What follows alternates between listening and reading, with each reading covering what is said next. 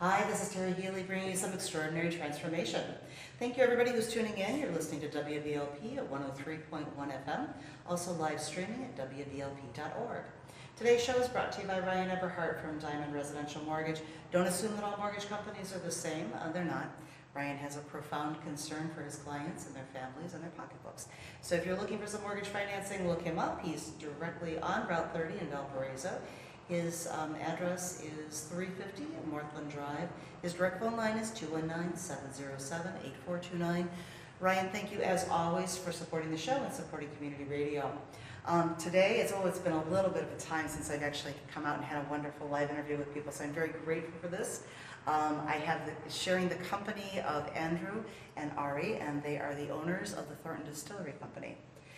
This is an establishment that I caught wind of, I think, a couple of years ago. Somebody had opened up a meetup and we did a tour of the establishment. We kind of went into the catacombs and all kind of good stuff. And from there it was just love at first sight. I'll share that. And those of you who know me personally know that I have been talking about this place and trying to encourage everybody I know to get here.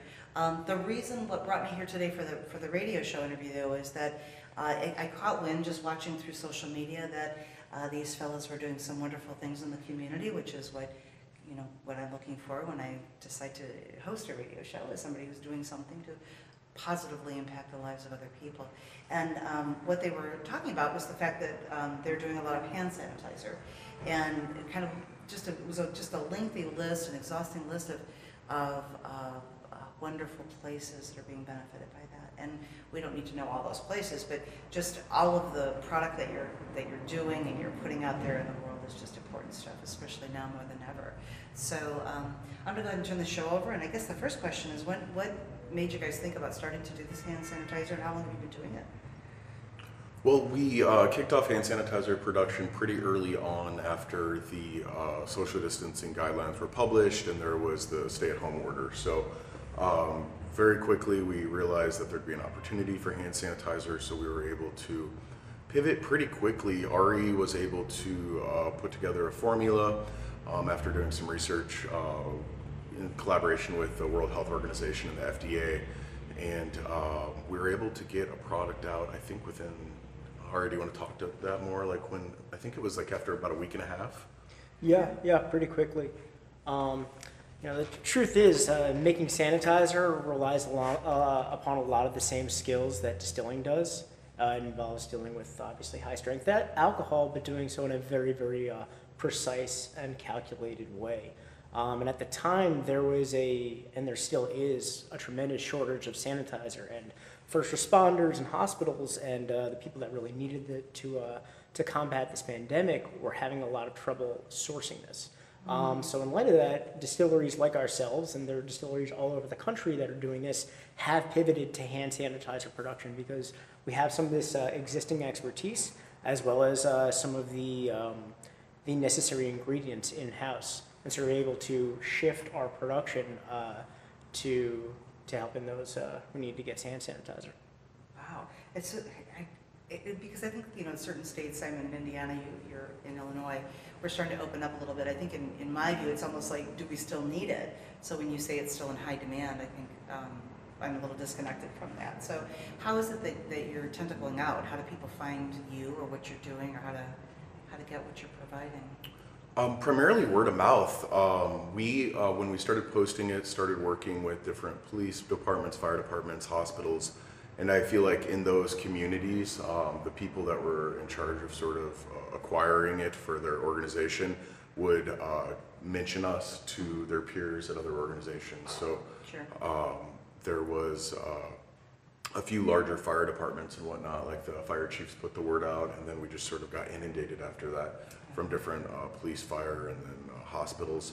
It is in short supply still. It's kind of weird because you'll find it in some environments where it's readily available for the employees, but then in other ones they don't have it. We recently supplied the National Guard's COVID test site up by O'Hare, and these are people essentially testing people that are symptomatic, and they couldn't access it. So, and then at the same time, the Shell gas station down the street has it available. There's a lot of discrepancies as far as pricing goes right now, which is interesting. Like you'll see some places selling it for like a normal rate, and then other people are selling it for a lot of money.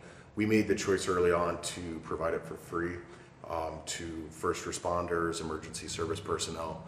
And the idea just being that these organizations need it, they need it quickly, and then it's not really an opportunity to try to monetize it and profiteer from it. I mean, so we've been providing it to those organizations from the outset.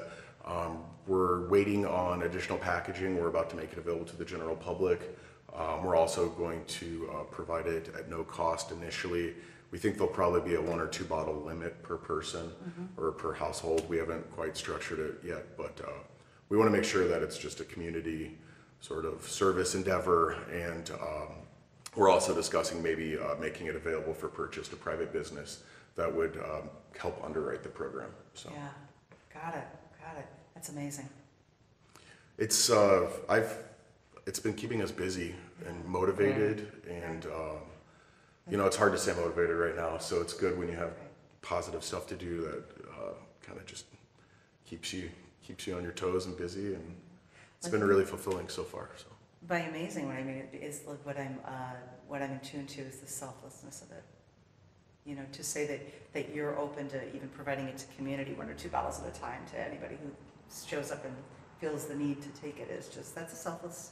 The truth is, like, this is something that's affecting everybody around here, and the community here has been so supportive of us since we've opened, and this is one way that we are uniquely positioned to help and give back. And we want to make sure that our community stays safe, and that you know, we're all able to get through this and hopefully reopen soon enough. Yeah, hopefully. Hopefully. I know, because I want to come back, because Yeah. you were really making some nice changes right before everything kind of went on pause. Yeah. Put the world on pause. So so that's good to know. So when you do open up, as you open up, is that just something that we'll find on social media? Yeah, we'll announce it via social media. You know, we'll put the word out for sure.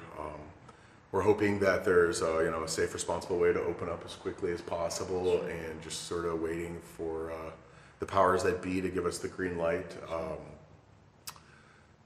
Social media is probably the best way to find us. Our social media handle is Thornton Distilling on Instagram, and then Thornton Distilling Company on Facebook. Our bar operation, tasting room, and event space also has a social media profile called The Well. That's the name of the tasting room, and the bar, that's The Well 1857 on Facebook and Instagram. Wow, you've got a lot of different plates spinning there. Well, Thornton Distilling Company is primarily spirit focused. The Well handles more of like the hyper-local events, like what's going on at the bar, concerts, special events, cocktail specials, all that good stuff. So we wanted to kind of separate them, so that way if, you know, someone that is a fan of our spirits in California goes online, they're not necessarily concerned about the daily happenings at our bar, but primarily just product focus. So let's, and thank you for all that. It's wonderful to know what you're doing out there, and that's obviously the reason why we're sitting here today, is to talk about how you're impacting lives and helping protect people. I'm sorry, I'm just amazed that you're willing to give it to the community. I'm still in awe of that you're just like that. You're a lot of distilleries are. I mean, we're really proud to be part of an industry that's kind of rallying together at such an important time, you know, and a lot of distilleries are doing it, so it feels good to just see everyone sort of rising to the occasion and stepping up and doing the right thing. Yep. Yeah, and I think that also speaks to just how communal and supportive the distilling community in the U.S. is. We've all been in contact to see what we can do to support each other to make sure they get the right ingredients that they need, packaging, distribution channels. Just about an hour ago, I had a different distiller in the community come over and pick up some peroxide from me. Just goes, we have a surplus. Sure. He needed some because he's obviously supplying his own community, and I think that's really a way that the whole beverage alcohol community, particularly distilling, has come together during this crisis. Did you know that, I mean, did that kind of a relationship exist before things went? It did, but it takes something as universal and something that is, you know, disruptive to our industry as this to really put it into perspective, and to see us all coming together to sharing information on best practices for making sanitizer safely, for sourcing ingredients, and it's really been great to see us all come together. I'm on the board of the Illinois Craft Distillers Association, and I know that this is something that we've been focusing on more than anything since most businesses have gotten shut down in the state, and the demand has been sort of through the roof. So it's how can we get the different members and throughout the state to come together and make sure the different police departments, fire departments, and the general public is able to get what they need. Wonderful. I want to move from that, or one more question before I move from that, I guess, is that, I mean, no one has a crystal ball and that we're not able to see what's going to happen in the future, but any guesstimate or when you check your pulse of how long we might be in this space where this is what you guys are up to? Well, I know June 26th, I think, is the earliest that bars and restaurants may be able to open, and we're definitely anxious to get our doors back open. We furloughed all of our staff, which was kind of heartbreaking. I mean, it was really hard to do that, but the hand sanitizer production, Ari's been able to bring on a lot of the staff members on the production side to help with that, which has been amazing, and it's just really hard to say. We want to make sure we open and it's, we're being responsible. We don't want to rush it. So we understand that there's a lot of moving parts and a lot of considerations, and we're just sort of waiting for that guidance on how we can do it appropriately. And one component of our business is special events, private parties. We can host weddings here, we do baby showers, high school reunions, everything in between. And we know that it's going to be different for a while, and that sort of component of our business will probably take the hardest hit. But if we can open up at, reduce sort of occupancy, I don't know if it's going to be 25% or 50%, but that will at least allow us to start generating revenue, bring the staff back on board. And to answer your question, I don't really know. Ari, do you have a sense of No, this is very new for me. Yeah. It's new for everybody. Yeah, I think in some different industries, like they kind of have a general idea or feeling. I know in Illinois, you guys have a little bit different conversation that we have across the border in Indiana. We have some dates that we can highlight on the calendar, and you guys don't have that yet available to you. So I kind of want to go back in time. This is in the time machine. We can move back a little bit. I would love to get some history of the two of you, the history of what we have here, and then I'd love to start moving into what it is you were doing before everything went on pause, because you were like growing and morphing as I've been watching you off to the sidelines, but just kind of moving into a really nice space. So I'm gonna let you take that question up wherever you want to pick it up. Okay, well, we started the company about 4 years ago. When we first launched it, I was really into home brewing, and I was into distilling and whatnot. And I met Jake, my business partner, and found the building, and we started construction about 4 years ago. The building had been vacant for about 15 years. It's the oldest standing brewery in Illinois. So it was built in 1857, had a very rich history. There were a couple breweries that were older than this building that were in Chicago, burnt down during the Chicago fire. So that was sort of alluring, and then Capone and some other gangsters operated here during Prohibition, and then I think the last brewery that operated here closed its doors in the 1950s, but they were all here primarily for the fresh water supply. We have an artesian well. Yes. That I think you've been down into. Yes. Subterranean, so it's underground limestone filtered artesian well that provides all of the water we use for mashing and production, and that's why a lot of those brewers were here. If not the only reason was the sort of pristine water.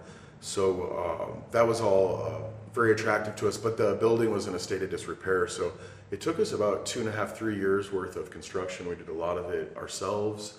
Like a lot of the carpentry around here, I did with a couple friends, and then when we were opening up in earnest, that's when we were like, okay, we need a head distiller. I look at myself as like, I guess if you were to liken it to baking, I can make amazing cookies at home, but we needed someone that understands more of the science of baking than just sort of a hobbyist. So that's when we found Ari, and Ari got his master's degree at Heriot-Watt in Scotland in distilling sciences, and was working out on the East Coast. And met each other, and then we brought him on board, and it's been awesome ever since then. Ari, do you want to speak to that at all? Or? Yeah, absolutely. When I found out what Andy and Jake were doing here, and I started talking to them, and I realized really the potential of turning this building into a really excellent distillery. It has so much heart and soul in the infrastructure here. It's a good space, and I was really looking for a new opportunity where really be able to also build from the ground up and construct really interesting products and sort of build an operation.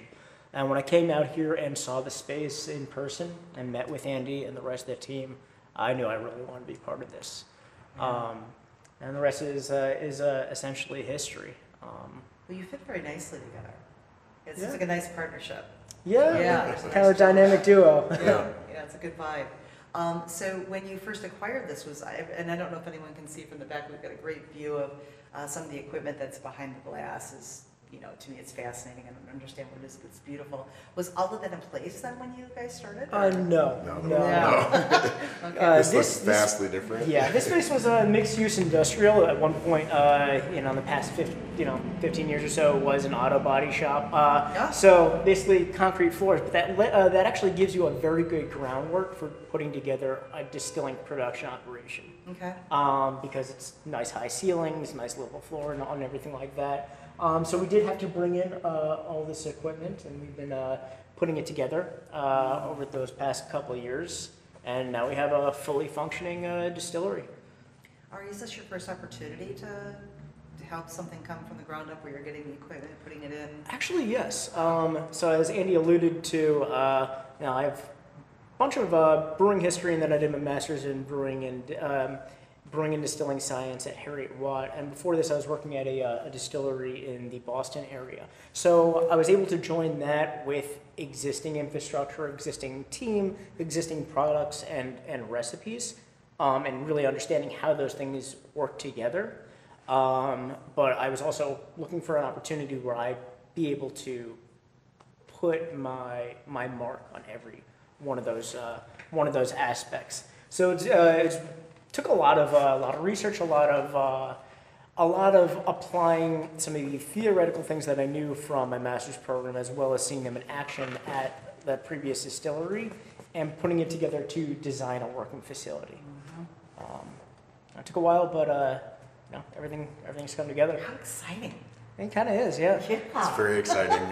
One of Ari's primary focuses is single malt whiskey. Okay. And he's been laying down barrels of single malt, and we're very excited, except we have to wait. So it's going to be at least a couple more years before the first product is available. But unfortunately, distilling is a waiting game. It's not for the faint of heart, when it comes to having patience. So, spent a couple of years building the place out. Whiskey will be aging for the next several years, or at least the majority of it, but that all comes, with the passion and with the long-term vision of opening a distillery, and particularly one that is focusing mainly on aged spirits. So I remember when I first came, and I am absolutely in love with the Dead Drop Pecan whiskey. Love it, love it, right? And I was one of those people waiting patiently for my bottle and the commemorative glass that you guys had with it. And I remember some conversation about it being delayed because of labeling. Are you guys over that hump? Like once you get labeling approval, then you've got the blessing and you're moving forward, or is it each time that you release a product you have to go through that? Each time you do have to go through that. You do have to go through that process. It's a matter of getting a label designed, as well as getting the label, and for certain products also a formula approved by the federal government. Okay. As you might imagine, beverage alcohol is one of the most highly regulated industries in the U.S. So there is a little bit of red tape that you do have to jump through. Having said that, I think with our first one, we sort of needed all those ducks in a row to be able to bring that product to market. Now when we're starting to add to the portfolio, we're able to stagger it a little bit. And I do know that at that time, a lot of requests for label and formula approval had quite a bit of a backlog. Right now it's shrunk a bit, so it's a little easier to work with. Gotcha. So, so hopefully now that the wheel has been set up, the like you'll be able to jump back on it and Yeah, keep it rotating. we're like actually always. awaiting approval right now on several labels.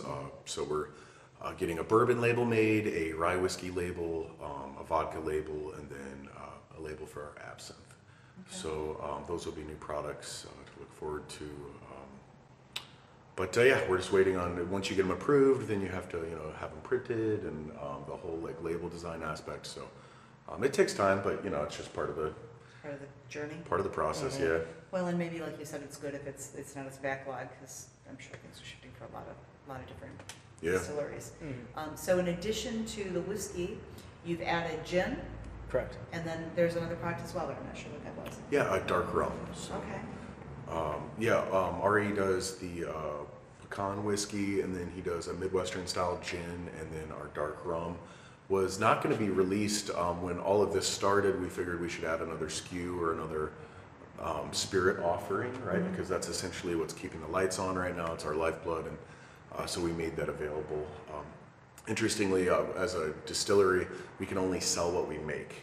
So we have a full cocktail bar. We're trying to bring like a city level sort of cocktail program down to the south suburbs, and it's been pretty successful. So we've had a lot of this stuff available behind the bar for use in cocktails, but it wasn't necessarily available to the public to purchase per bottle, such as the dark rum. So we're trying to fast track a lot of this stuff so that way we do have more to offer the public as far as driving revenue for us right now. It's such a weird time. So I know. yeah. So, well, the cocktail bar is amazing. Just anyone who's listening, Thank you. you've got to come experience it. And it has its own, it's got its own feel. But the times that I've come in, probably about 4 or 5 times I've been in, is it just feels different because of the clientele that's sitting at the bar. Yes, you just get a real good feeling when you walk through, and just who's here and who's hanging out and who's behind the bar and all that kind of good stuff. So I'm looking forward to that opening up. The last time I was in, which was right around St. Patrick's Day, as you had live music here in the back room, is my sense was, what are they going to do? How are they going to handle it when they start growing this space? So it's easy to fill those seats now, but what are you going to do when there's a line of people waiting to come in and have one of those seats? Do you have any plans in place for that? So, we just built out the lounge area, with booths and everything like that, which dramatically increased seating. The Distillers Hall area, which right now is our primary special event space, can accommodate, a couple hundred people. So we feel like that gives us plenty of room to grow. Okay. There's 3 other portions of the building that are still under construction. So we have a rear warehouse that's a bit larger than Distillers Hall, that will allow us to accommodate multiple parties at once, right? So then we could nice. potentially do, a party upstairs in the rear warehouse with a couple hundred people, and then potentially leave Distillers Hall open for the general public. Okay. So that's going to allow us to grow and accommodate more people, and hopefully that won't be a dilemma. Good to know. And then there's 2 floors of the old residence, the original Bielefeld residence, will be converted into sort of commercial kitchen space. Then upstairs there'll be like the museum gift shop area, and then on the 3rd floor it'll be another rentable space, and also like bridal suites and whatnot. So there's people vision. getting married here would have spaces to prep and get ready with Nice. bathroom facilities and everything.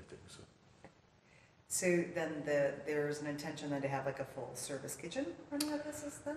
Yeah, we have a Is that food right? service program now. We have a temporary kitchen that's sort of, it's a smaller space, so we try to focus on just a few items on the menu. We figured we should try to keep it simple and do a few things really well, as opposed to trying to bite off more than we could chew. So we do have food service now. We offer flatbreads, our spring menu, or what you could call our spring-summer menu now, that things are getting pushed back. We'll have additional offerings, like new stuff like sandwiches and appetizers and desserts on there. So we are building on the menu, the food menu, and then when the construction's done upstairs, we would just move everything up there and utilize that kitchen for all the different spaces. It's sort of centrally located. So one of the things I noticed that I didn't see last time I was in, and not just I may not have meandered back there enough, but you had some artisan pieces back there. You had someone doing some pottery work, and Yes. an author, and something else going on there. Yeah, so right now we're open for bottle sales. People do walk-ins, they do curbside pickups. We're about to launch delivery service. and we decided that since the lounge wasn't being utilized, one way we could offer more products would just be to get more merchandise in our gift shop. So we've done a bunch of markets here. I think my favorite being the Fetching Market. So Fetching Market's out of Northwest Indiana. They do these wonderful fairs and whatnot, and obviously they've had to cancel or reschedule a lot of their events, and a lot of these artisans don't really have a place to sell their goods right now. So we thought it could be mutually beneficial where they come in, set up, we help market and sell their stuff, and it gives us more stuff to offer the public. So partnership with Fetching Market I think is going to get announced here shortly, and then that'll be available very soon here. So Are you hoping like a summertime launch of that then, or? It's going to be announced in the next day or two. I think she's announcing it today, actually. I'm not quite sure, but yeah, the artisans will be here. I figure for the duration of the closure, I mean, we're going to move essentially our lounge into Distillers Hall. Okay. We're anticipating having like social distancing guidelines when they allow us to reopen. So since Distillers Hall here is a very large space with, you know, like very high ceilings, we figured that would be a more appropriate place to have everyone sort of sit and whatnot. You know, we're still waiting for guidelines, so we don't really know. But in the interim, the lounge area is a perfect little gift shop. So. Oh, wonderful. So until like the end of June, when you guys have a little bit of lift off or some more guidance, then artisans can come in and start setting up and things. So you're in cooperation with the Fetching Market, meaning that they've already chosen the artisans that'll come in and display here? Or? Yeah, Pam from Fetching Market's curating the whole thing, and she's lining up artisans right now. Okay. So we've had a few come in and set up. One set up this morning, and then they're just coming in every day. Yeah.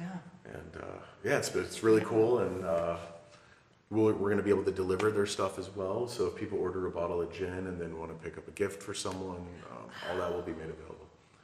So we have some exciting announcements coming down the pipe here in the next couple of days. That. We've been working behind the clock to build an e-commerce site, so now people can purchase stuff through our website. Sure. Yeah. And place an order for delivery or curbside pickup or walk-in. So. Gosh, all the things we didn't have to think about. All the places we've had to grow. Yeah. You know, in different, you have your business, I have mine. It's like the things I'm doing now that I would have said before, no, that's not going to happen. That's not who I am. And here it is, no, that is exactly who I am and exactly what needs to happen to make it happen. But, so I love that. So have you already like done a little calculating of how many people you might be able to handle here in the spectrum? Well, our capacity is over 400 people right now for the entire space, so okay. We would just need guidance on what percentage of occupancy they'll allow us to have in here at a time. Because gotcha. Okay. For 400 people, you know, like on a regular Saturday night, we're not occupied at 100% unless we're doing a wedding or something like that, like a larger event. So we feel like we have such a large space that we'll be able to accommodate that. But no one knows. So they've been discussing maybe not allowing people to sit at the bar, having, you know, different tables spaced 6 feet apart. We know that there's a good chance that staff will need to wear protective gear, face masks, gloves, and whatnot. So it's all to be determined, and we're just eagerly awaiting the guidance so we can do it responsibly. So. And I get you, and I guess that my question was a little bit, my head was somewhere different, but my head was thinking that when you do have 100%, when they say, yes, you know, everything is lifted, you can do what you want to do, and you still want to adhere to some nice social practices for a period of time, like you said, you want to take it kind of cautiously. Any rough guess, or have you done any calculating, allowing for social distancing? I think, oh, sorry, go ahead. No, where you could be, how many people could so I think they're saying, I've heard 25% occupancy initially. I mean, based on the current guidelines offered recently by the governor in Illinois, we believe that you know, personal protective gear will be required, and I think it's a 5-stage plan, I believe. And stage 5 is there is treatment available or a vaccine. So I don't think we're going to get 100% occupancy until that happens, because he's essentially said that, you know, all the large concerts, festivals, Lollapalooza, and all that stuff is going to have to wait until there's some sort of treatment available. So I know it's living, breathing sort of guidelines that are, you know, just based on sort of in collaboration with the different doctors and whatnot that he's talking with. So I'm sure it's going to change and be adjusted, but it's hard to say. Yeah. So that's why we're sort of like, we have tentative ideas, plans, but nothing's in stone because this whole thing is sort of, That's a wild card. yeah, it's a wild card, so. Yeah, Yeah. no, I got it. So how long have you been doing that? Because when I came the last time, like circle back around, is you had a live band in here, which was just amazing. But I don't know, have you done a lot of live music prior to that? And what do you anticipate anything coming up in the future when we? Yeah, we love doing shows. We did the Massacre Market recently. That was over Valentine's Day weekend, the St. Valentine's Day Massacre Market, where it was a vendor market. We had a bunch of really cool artisans come down that sell sort of oddities and curiosities. So, and then we had a bunch of really good bands from the city come down. One of my favorite bands, Resin, came down, Loom, some bigger bands in the city. That was, I think, the largest show we've done to date. We did New Element played recently, which was fantastic. We love those guys. We love doing shows here, and so as soon as we're allowed to, we plan on bringing that back, and we want to do more and more of them until we establish ourselves as sort of a good go-to live music venue. So, Right. Well, you've definitely got the space for it. Do you know, I remember like when I first came through and did that tour here, that was like a projection. That wasn't anything you guys had launched at that point, but there was conversation about it. And I remember thinking acoustically this was a neat space, but you've got that garage door in the back of the room that all I could see was like a band member backing up his van and popping the door and loving you. yeah, bands like that a Works lot. out well, yeah. Something unload and reload pretty quickly. Yep.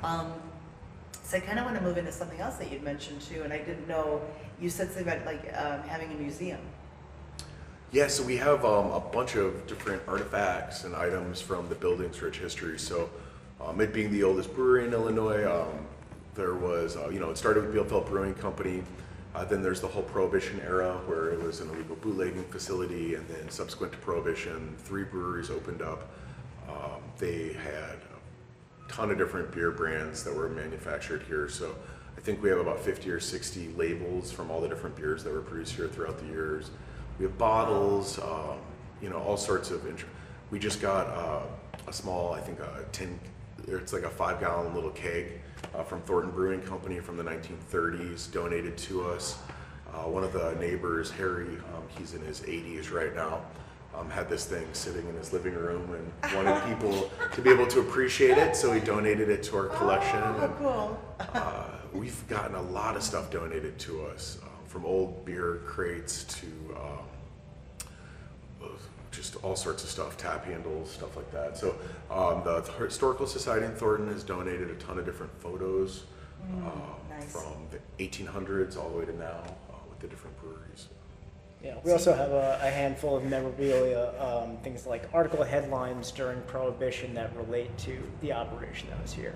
So things like that, we're really able to cover the full history. And one interesting thing right now is one of the things we've added to our museum case, in addition to some of those old beer bottles, is one of our sanitizer bottles. So that after this is all said and done, we can remember that time where, hey, remember as a Yes. company we pivoted entirely to making hand sanitizer. Yes. Wow, interesting. Yeah, it will be part of our history. Strange Sure. days, yeah. Yeah, we'll all live to tell, and it'll be interesting to see what comes up on the other side of it, how things evolve, how we evolve personally, and not just professionally, but personally. The shifts are coming for us. I hear music in the background. Do you have staff coming in to move gun hand sanitizers? Yeah, so right now we open at 2 p.m. So 2 to 7 p.m. daily now we offer walk-ins. We follow all the CDC guidelines, so if you do walk in, we require a face mask, and there's a 10-person maximum occupancy right now. But we also offer curbside pickup, so we get a lot of phone calls where people feel more comfortable coming and parking. They'll call us upon arrival, and we can run a bottle out or whatever sort of merchandise you're looking for. And then delivery is going to kick off soon. So we sort of adjusted our hours when all this stuff happened. Now we're open daily from 2 to 7 p.m. and it's been good. So we brought back some of the staff to work the gift shop, which has been nice. Yeah, it's sort of keeping the lights on. It's our lifeblood right now, so it's been good. Well, and so I want to encourage everybody listening is and not just because you're doing something with such tremendous social conscience, but because you have an amazing product. Anybody looking for something, this is just a wonderful you're gonna love it. Just trust me, you're gonna love it. So come and prosper this. You know, it's something different, and you'll get an opportunity to see the establishment, see what they've got going on a little bit, and just get a flavor for it. But definitely, let's do what we need to do to prosper businesses that are doing the right thing, for sure.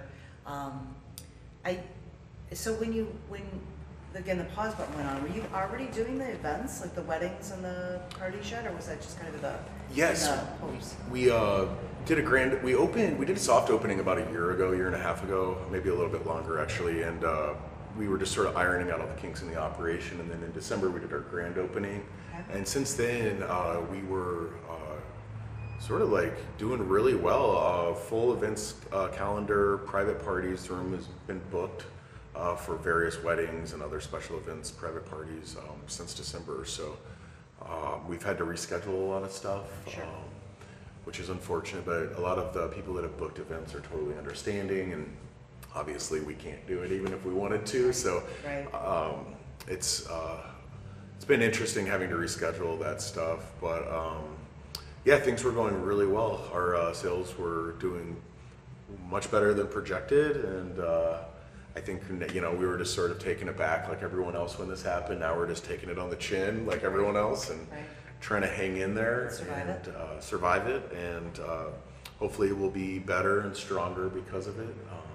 It's forced us to do some things that we needed to do anyway, like get e-commerce set up, and you know, we're getting a delivery platform set up now, so it's sort of forced our hand on like getting some of this stuff done that like we could have done anyway, but now we have the time and the motivation to do it. So You're right. a silver lining of sorts, I suppose. So. Yeah, exactly, exactly. I think there's always opportunity in adversity. So if you stay focused on that and you just keep asking, where's the opportunity? You know, no matter how uncomfortable it is, it'll present itself, it'll show up. Were you getting to a place with the events that there was starting to be a conversation about a waiting list, or people wanting the same day, or? Yeah, I mean, there's specific days on the calendar where people are always looking to get married. Okay. So like Halloween's a big one apparently, and Really? yeah, because funny. our space is kind of unique and offers a cool like alternative sort of venue setting for a wedding and stuff sure. like that. And I think some of the people that are into that like favor certain days. So we were just sort of like scratching our heads when certain days we'd get like 12, you know, like one. Like Halloween, for example, we had like 7 or 8 inquiries about that day. And so we're just like, it's No. kind of What fascinating. was it? It was February 20 of 2020. That was the day that we got like 15 inquiries because everybody wanted to get married on 2/2020. Wow. Well, maybe it's easy to remember. I don't. Yeah, it's just, Could be lucky. I don't know. you know, we're learning as we go. But yeah, we had a lot of parties booked, and we're still getting inquiries right now. People are obviously just kind of pushing back their plans 7-8 months, but we're getting a lot of inquiries for 2021 right now, which is nice, you know what I No mean? kidding. So it's, Yeah, it's light at the end of the tunnel. we can Yeah, see for the light, sure. yeah. So are you still doing the tours? I mean, obviously before the pause, but were you doing the tours before that happened? So yeah, all up until we closed, which disrupted regular operations, we offered a tour. It's $10. You go through the building's history. We take you down into the subterranean limestone well, and then we go to the production floor, talk about the whole production process, and then it ends with a guided tasting Yeah. of a few of our spirits. And you can book that online through our website or through social media, but it is on pause until we can reopen and Sure.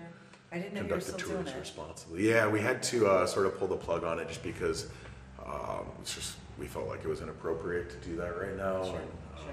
as much as we'd like to, we're just trying to operate as safely as possible with our staff's well-being, and then our customers' well-being being sort of the most important thing. So it's on pause temporarily. So. Right, right. Well, and it's funny. It's again when I think about the pause button being lifted, is one of the things that comes to mind is like something that's more of like a speakeasy kind of a feel, something that's more of a private, exclusive. You got to know how to knock on the door and the password behind the box to get your entry, but maybe something that's more of like a ticketed private event where there's like a interesting music going on, some live music going on, and people are. That's a cool idea. Yeah, We've been that's kicking what ideas around, so yeah. we welcome all those ideas because we don't know how it's going to pan out and what the guidelines are going to look like, so it's really hard for us to anticipate exactly how we're going to launch or relaunch, but we'll figure it out. So I like the speakeasy concept, though. I mean, it kind of plays to the building's history, and well, yeah, I mean, it fits nicely, obviously, but kind of what was coming was like we know that when the button gets lifted, it's not going to be 100% capacity. You won't be able to stuff 400 people in the room, though I'd love to see you guys do that. But what if it were something that were, you know, the limited number, and you had a little bit of some of your food service brought in and you know, or put together a packaging kind of a thing, but yeah. I mean, yeah, we'll see what the guidelines look like, but I mean, we're going to open in limited capacity, and I don't know about ticketed events and stuff like that right away. I think we're just going to want to open our doors and have customers come in, so we'll take anything, you know what I mean? So I was picturing a weeknight thing. Yeah, that'd be fun though. Tying up your weekend. We've done events like that in the past, and we're going to do them again in the future. So one day. Yeah. Yep. Let me know if that sparks your interest. If you kind of circle back around to that, reach back out to me, because I know somebody who could certainly sell those tickets in a heartbeat for you. Oh, for sure. Yeah, without a doubt. It's a dear friend, and she's very, very well connected in the music conversation. You know, local musicians and things like that. So, yeah, just okay. Yeah, so we can help put that together to fill up a night and put some money back in the coffers. That would be awesome. Yeah, when that comes back around. Aside from that, and like you've already answered the questions that I was having. I was like, what are you going to do when you're overflowing? It sounds like you already have plans in place for that. You've already thought that all out. Just a curiosity, so I'm going to circle back around to something you mentioned a while ago. So we've got a 2-year wait for the next batch of things to come around. For the single malt whiskey. Okay. Yeah, so the single malt whiskey, and Artie can speak to this better than I can, but requires a few years in a barrel, and in the interim we have the other spirits available. So, but that is going to be our flagship, and that's Artie's sort of pride and joy. So. Yeah, exactly. That's you know, what I think will be our flagship product and heart and soul, and it's nice because obviously. Studying distilling in Scotland, there's a heavy focus on single malt, but it's a really nice tie-in to the history of this building, where it's Illinois' oldest standing brewery, beer being made from malted barley. We're sort of able to pick up on that tradition and continue making, you know, alcoholic beverages from that same raw material, malted barley. As Andy alluded to, we have several products available right now. We have our pecan whiskey, our gin, and our barrel-aged rum, which is aged for over 2 years. And you know, to piggyback on that, there are products that I have laid down in barrel since the time that I've been here, and production's been up and running. So we'll be able to release certain things sooner than others, while we're continuing to put down inventory for the release of the single malt. Anything that we can know that's coming up? I'm really excited about the rye whiskey and the absinthe. We have a bourbon coming out that is sort of like we're sourcing it, so it's not made here, but we will be able to offer a bourbon soon. That's more primarily for the bar, so we have an additional product to mix with. And then, do you want to talk about some of the other like gin type products that you're barrel aging? Yeah, absolutely. I'm excited about all those things as well. I'm also really excited about having more rum come online. That's a spirit that I really love, and I think that we do especially well. And I worked at a distillery that focused actually exclusively on rum before coming here. So it's something that I really take a lot of pride and joy in, and I'm tasting through the barrels that we have laid down, and they're coming together really, really nicely. So I'm excited to make that more and more available, and have an older product available, you know, as time goes on. I think there have been a couple of interesting one-off products that we've also made, one of them being our absinthe, which I'm really looking forward to bringing online. It's an absinthe blanche, or a white absinthe. So a lot of absinthe is traditionally green because there's a steeping of herbs after distillation. We forego that to have like more clean botanical flavors come through from the distillation. I'm excited about that. Another thing that I'm excited to bring online, and I'm hoping to do so maybe 5 months or so from now, is a barrel-aged gin product that I've been working on. So it's sort of it's a bit richer than our Dead Drop gin, which is designed to be very much a bright, crisp, refreshing, slightly floral gin. This one's going to be a bit of a richer spirit, and definitely have some barrel notes. So I'm looking forward to that as well. It's exciting. Yes. Okay, so I thought of another thing too. Yeah. For those of us that aren't real eloquent, I know what I know that I like, but maybe like small groups again, where people are coming in and you're giving them some really good education and some tasting and some ways to use that product that they can go home and not only, you guys have amazing cocktails out here, amazing. Thank you. But that they can go home and maybe recreate some of those simpler ones on their own. Yeah, and one of the things that Andy is working on is sort of a video cocktail series right now. Yep. Where I'll let him speak to that, but it's it basically goes to exactly what you're saying. Yeah. Different ways to use our products. How we've had really good experiences with and good feedback here at the bar, and perhaps bringing in some known and respected bartenders to play around with them and give their thoughts.